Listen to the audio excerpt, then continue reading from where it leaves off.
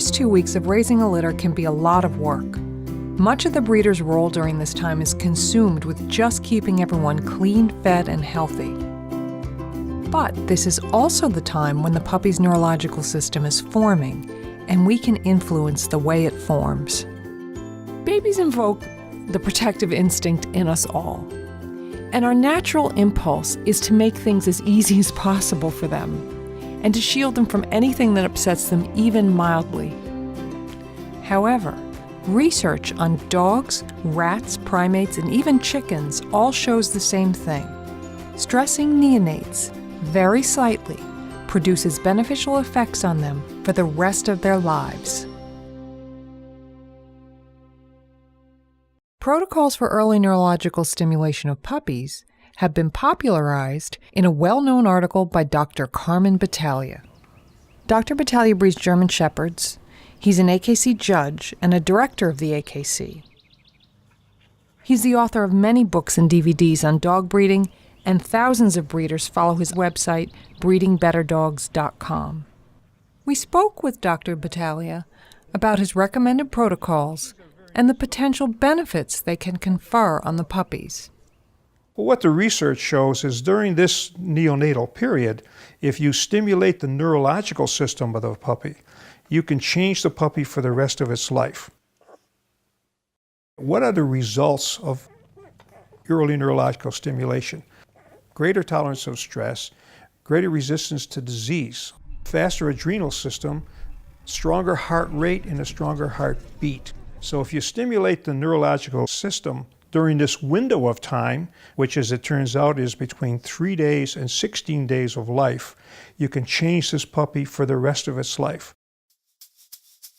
Based on the research of the biosensor program, there's 5 stimulating exercises.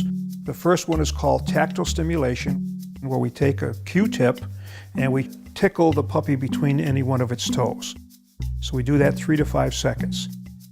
The research shows that kind of stimulation stimulates the tactile system, the skin of the puppy, and it wakes up the neurological system. Now we hold the puppy's head up so that his head's up and his tail's down, and again you would count. 1, 2, 3, 4, 5. Now we're letting blood drain from his brain, and the neurological system would recognize that and tell the heart to pump blood back up into the brain, maintaining equilibrium.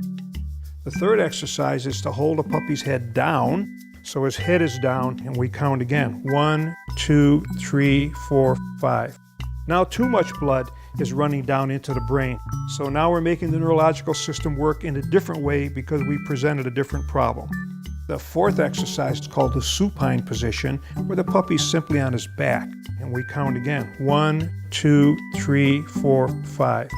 Most of them will resist being held on their back, and they will start to move around in your hands. But the neurological system, again, is being challenged and being told to go to work.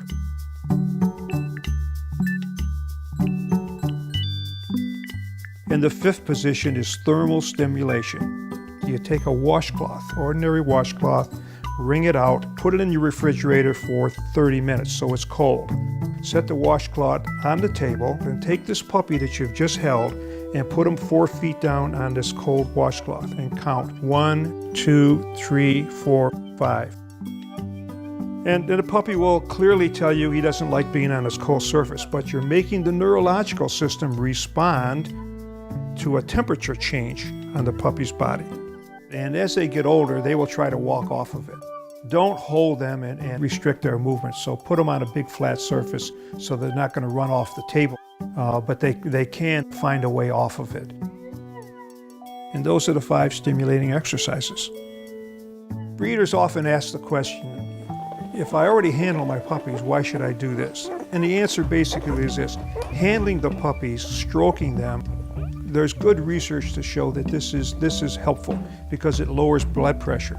But stimulating the neurological system is different. When you normally handle a puppy, you don't hold them with their head up.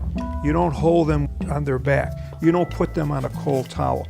These are specific kinds of stimulations that are unlike the normal handling that a breeder does in day-to-day handling of their litter.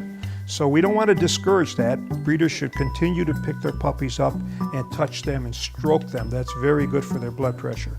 But stimulating the exercise that I've just described is much different, and it is very helpful to those, as I've already mentioned, who do it this way. So my recommendation is you do both.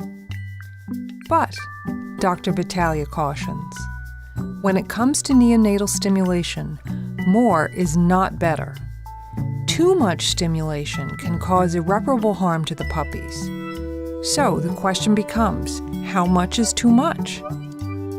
Too much stimulation is the other side of the question. The normal handling of a dog that an average person would do is not overstimulation.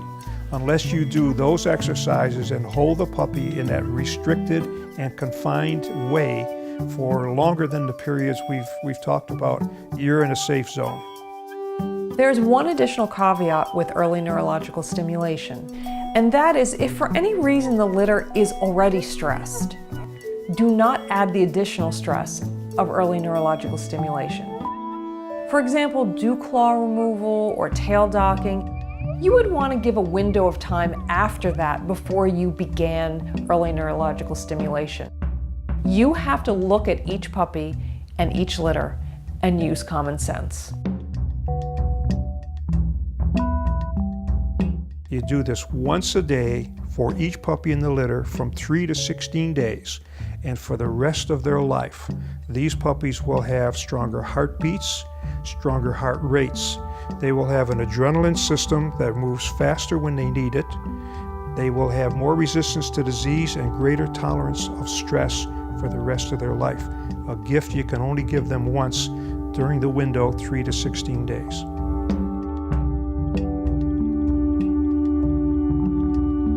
Generally speaking, keeping a litter of puppies alive for the first 1 to 2 weeks is a skill. And it's a roller coaster ride. It can be very frightening, and there's a lot of responsibility, and I mean, sometimes the puppies don't make it. It's exhausting, but it can also be very rewarding.